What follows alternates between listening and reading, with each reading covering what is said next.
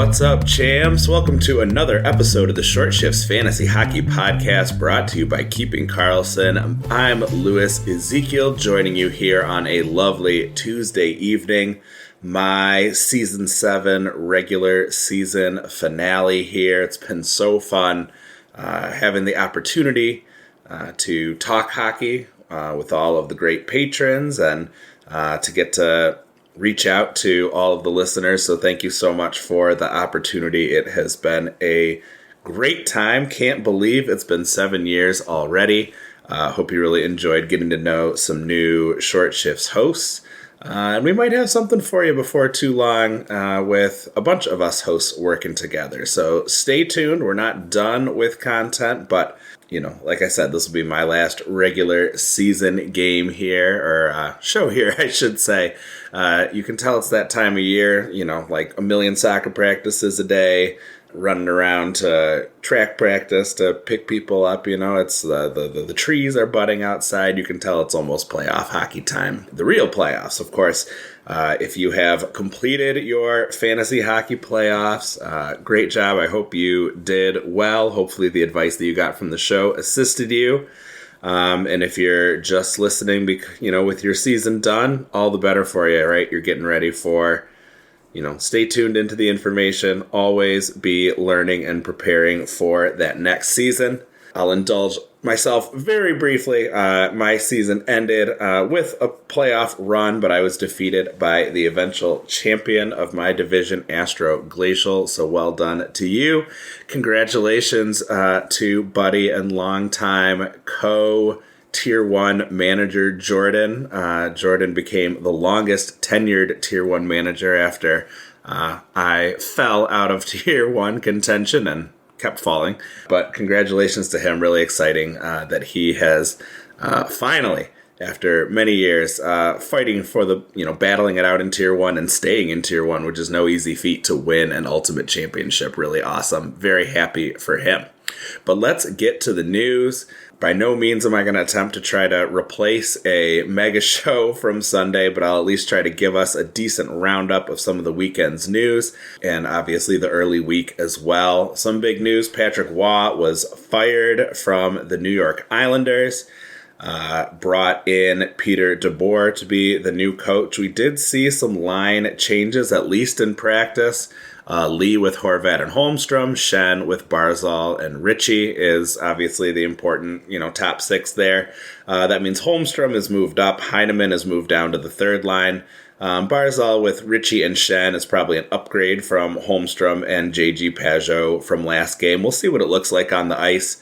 I'm always hesitant to make any predictions about what a coaching change might do. But in this case, maybe we will less frequently see the Islanders pull the goalie with, 5-ish minutes left, and maybe we'll wait until we get down to that 2-3 minute period.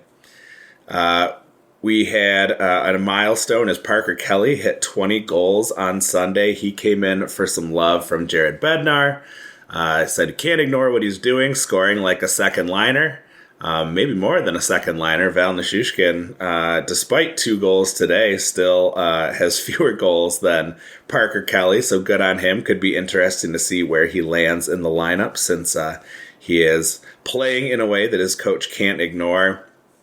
I guess we can cover a little more news. I was going to wait for the injuries and outjuries section, but as long as we're talking Colorado, it's worth pointing out that Cale Makar missed Tuesday's game with an injury. We saw Devon Taves on power play 1. Nichushkin was out for a game, but came back, as we said, to score 2 games through 2 periods as of this recording, including a shorty from Nelson. Not really the season I think that a lot of people who drafted Nichushkin, myself included, hope to see. So lesson learned probably on that one, that he is more of a middle six guy, and there are quite a few people ahead of him on that power play 1, roster in terms of his opportunities. Some other interesting news: Jeff Blashill came out and said he would be crazy not to try a 4-5 forward power play in the next season. So something to consider if you are looking at Chicago forwards, or if you're potentially considering a power play one defenseman for Chicago, there may not be one. Could be interesting to see. Obviously, we are a long way from that point, so things could change, but he felt like that 5-forward power play gets the puck into Bedard's hands more reliably, and that's the most important thing that power play could do. So just an interesting note, I thought, to keep an eye on as we are winding down this season and starting to think ahead. Some milestones or close to them. Steven Stamkos scored his 39th goal on Monday. If we do a short shifts roundtable, if we are asked about missed calls this season, I gotta say, my early season doom and gloom about Stamkos in particular, turns out it was unfounded. He turned it around in a spectacular way. Not in a way that I was, obviously expecting. So good on him. If anybody grabbed him because he was dropped and you had the faith, congratulations. If you dropped him because of my negativity, I do apologize. But hopefully there was some other good advice in there. But good for you, and he may very well hit 40 goals this season, which seemed like such a remote possibility, in November. Gabe Valardi scored his 29th goal on Monday.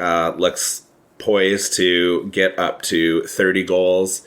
Keep an eye on him. 64 points in 77 games this season after 61 points in 71 games last season.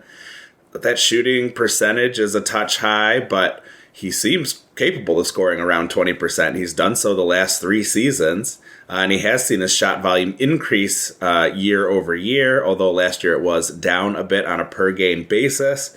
I really like the spot that he's got in Winnipeg. I know that, Winnipeg was not able to have the season that they kind of wanted, but they had some really good contributors.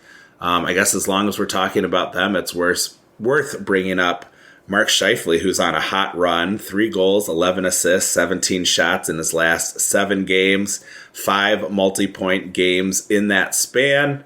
He's the 15th ranked player in Cupful, and I think a lot of people were able to get him at a pretty nice spot, even though he had a very good season last year. In fact, over these last 3 seasons, 72 points in 74 games, then 87 and 82, now 97 and 77 so far. So a big step up. He is another guy that doesn't have huge shot volume, but like Valardi, he is capable of converting in the upper teens and 20s. Over 60 assists this season, so he's not far away from the Pasternak, McDavid area. That's some pretty rarefied air. So yeah, if you were able to grab Scheifele, I got him at the end of round 4. He may have saved my season, helped me make the playoffs because I needed some guys to perform better than where they were drafted. Another one of those milestones, the last one that I had here, Alex Tuch hit 30 goals for the second straight season and looks poised to more or less repeat his 67 points in 82 games from last year. He's up to the 33rd ranked player in Cupful rankings. So another guy who had a really nice season and is contributing plenty, outside of just scoring, but the scoring has been quite nice as well. All right, we're going to take a quick little ad break here.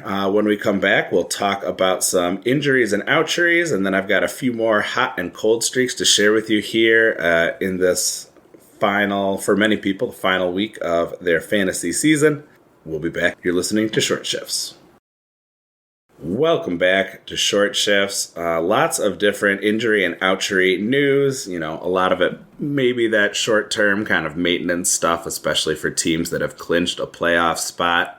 And some of the happy variety. Matthew Tkachuk missed the Panthers' most recent game as he is back in Florida. He and his wife are expecting their first baby. Tkachuk has been pretty hot and cold lately, still performing quite well. 3 multi-point games for 8 total points in the last 9 games. He also has 5 0-point games in that stretch. So obviously, performing at a point per game, but with some big showings and some games where he just sort of disappeared off the score sheet. You imagine there'll be some changes in Florida. That's going to be a really interesting team to watch over the offseason. Hagel and Sorelli both missed Tuesday's game. They are listed as day-to-day. Tampa Bay fell to Ottawa 6-2, so you imagine they might have liked to have those gentlemen there and available for them, but maybe it's more important, obviously, for that playoff run. Nikita Kucherov continued his scoring ways. It's looking like it may very well end up with McKinnon at the top, followed by Kucherov, followed by McDavid for the top three scorers, at least by the cupful scoring. Speaking of the team that defeated the Lightning, Jake Sanderson made his return for Ottawa. He scored twice and now has 50 points in back-to-back seasons, despite obviously missing some time with injury. On defense as well, Clevin is out and is listed as week-to-week, so if you were someone who added him for some of his advantageous schedule over the last few weeks, obviously he's not going to be doing anything for you now, but he had a nice little run in there. There were quite a few defensemen who gave us a little bit of a bonus like that. I'll talk about Charles-Edouard Dastus in the hot and cold section. He was another guy who kind of popped in and maybe provided some owners with some really nice playoff time scoring. Cutter Gauthier is injured for Anaheim. He was back on the ice. He's skating and progressing, but we don't have a word on his return. Obviously one of the breakout stars of this newly offensively proficient, at least at times, Anaheim offense. That, was a team that I feel like I had a big blind spot about. I don't think it was just West Coast bias. I think it was, or East Coast bias, I should say. I think some of it was just maybe fear, but we talked earlier in the season about kind of changing our way of thinking about some of these teams, and so that's something that I'm definitely going to work on is opening myself up to looking at these teams differently. The longer you play, I think the easier it is maybe to get kind of calcified into some of these positions, and you've got to be able to shake off that rust and be able to rethink and reconsider and change your mind about things, or else you're going to get left behind in the fantasy world. We had another injury out on the left coast on Monday. Philip Grubauer was injured during the game. There is no timetable yet for his return. So an unfortunate one for any Grubauer managers who are relying on him here late in the season. A couple other defensemen who had some very decent rosterable fantasy hockey seasons despite not having a ton of power play exposure. We're in the injury section, so I want to talk about them here. But I love to bring up any defenseman who can provide you rosterable value without being a power play guy is always super good to know. And, whether you're streaming them in just for a convenient schedule and then dropping them, I like to maybe stay at 3 defensemen when I can, despite the 4 slots, if I can fit in forwards. But Damon Severson was a nice one to have at times. He's done for the year with shoulder surgery, but he had 2 goals and 3 assists in his last 5 games and was a nice rosterable non-power play defenseman, at least at times throughout the season. Justin Faulk was out for a couple games. Maybe this was the injury vacation we sometimes hear Elon talk about. He came back to score 2 goals, and he broke a 1 assist in 10 games streak. Even despite that cold run, Faulk has been a half point per game defenseman with solid peripherals. He, more or less picked up where he left off in Detroit after the trade from St. Louis. So another guy who can provide you with some value very late in your draft or off the wire if you are fading defensemen and all of your best power play options are gone. A few hot and cold streaks worth mentioning here. I want to start with Carolina's second line. Heading into the end of the season, the way the schedule played out, I didn't play last week, but I ended up with the entire Carolina second line. And it did some very nice things for me. Logan Stankoven over the last 5 games has 5 goals, 1 assist, 12 shots.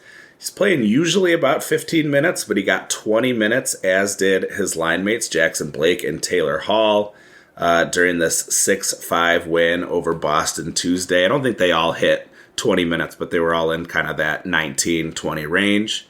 Over that same 5-game period, Jackson Blake has a goal and 5 assists, only 9 shots, but similar ice time, obviously not on the kind of shooting tear that Stamkos is with almost 50% shooting over the last 5 games. You would expect that to cool off a bit, and maybe Blake will get another one. Taylor Hall, also 2 goals, 4 assists, 8 shots. So all 3 of them with 6 points over the last 5 games. That's been a nice little run. It kind of reminds me of the success of the Dallas second line last season, of which Stankoven was sometimes part of that success there. Really nice guy, clearly, to have in your top 6. And, again, when you are drafting players a little later, guys like Stankoven and Blake should be on your radar. Hall, always a little bit of a concern because he's obviously up there a bit in age, but it seems to be working, him being the KG veteran along with the 2 young guys. Hey, we saw a cold streak get broken on Tuesday as Morgan Geekie, who has been great this season, broke his 17-game goalless cold streak. Geekie had a hat trick with goals 35, 36, and 37 against Carolina in that losing effort. So very nice to see him back on the scoring train. I think that there were probably quite a few people who are disappointed he didn't bust that out a week or 2 earlier, but his outstanding work throughout the season obviously helped you get to whatever position you were in come playoff time, so you can't be too upset, I don't think. He's certainly outperformed expectations. So nice on you, Morgan Geekie. I mentioned Charles-Edouard Dastus. I hope I'm doing okay with the name. I hesitate about that S at the end. It's French. Am I going to pronounce it? I guess I should usually err on the side of pronouncing fewer letters. Sorry to my Francophone listeners if I am overgeneralizing here. But 2 goals, 6 assists, 11 shots over the last 9 games, plus providing some hits. Since Victor Hedman has been out, he's been playing in the upper teens in minutes instead of the mid teams. Definitely a deep option, but really worked out nicely for my last week. I had, I guess we're deep enough into the show now. I had one of those experiences that's so frustrating, but it's happened enough times that I guess I just need to lean into it.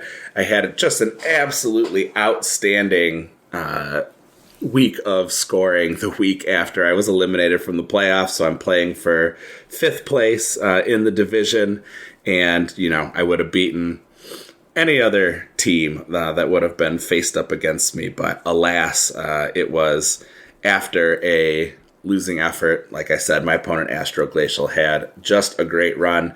I was able to defeat him in order to get into the playoffs, and then he took care of me in that first round. So was very fun, very competitive division. Had to, make a lot of 3 a.m. moves just to survive. So really enjoyed playing with you, fellow members of Cupful Linus division. I got one more hot streak for you before we're out. Trevor Zegras has had a nice little run here. 11 points in the last 10 games after scoring 2 goals on 2 shots and getting an assist versus New Jersey on Tuesday. That brings him to 3 goals, 8 assists, and 19 shots over the course of those 10 games. Although the shooting has been a bit inconsistent, he had a 7-shot game in there, and then he had no shots in 3 of those games. So Zegras has been a little frustrating. I think a lot of Philly players have been a bit more frustrating than expected this season, but that's going to be a really interesting team, I think, in the fall, too. I would have my eyes on guys like Zegras, Tippett. Cates has had a nice little run here. Jamie Drysdale doing some decent things. So, there is some interest, certainly, that's going to be worth taking a look, even if they were disappointments. If they can outperform expectations for next season, that could be a really great opportunity. And that brings us to the end of our show. Thank you so much for joining me. If you enjoyed the show, please consider joining the Keeping Karlsson Patreon group, keepingkarlsson.com/patron. I believe, I don't want to step out of line here, but usually during the summer, you'll see those patron It only costs $1 to be a patron over the summer, to play in the Keeping Karlsson playoff pool, to rank players over the summer, to talk to people all through the warm months about who they like in their draft, who they think is going to outscore expectations. It's a really good way to, dip your toe in, low risk, low stakes, just $1 a month to see if you like the community and if you think it's the sort of thing that could be helpful for you and your fantasy team moving forward. Plus, super supporters receive ad-free episodes, and you can interact with Brian, Elon, the Short Shifts crew, hundreds of other talented fantasy managers on our active Discord server. Check out GameDayTweets.com to get all the best info from X without having to slog around. Elon and Shams have worked really hard to curate the people that they hear from to make sure that they are really reliable sources. They do absolutely outstanding work. It is an indispensable resource, in my opinion, for any fantasy hockey manager. Visit that site and the other great sites we use to research our episodes at Yahoo, Frozen Tools, and Natural Stat Trick. Our intro and outro music was created by Pat Roach. And until we see you next time, play smart and keep your shifts short.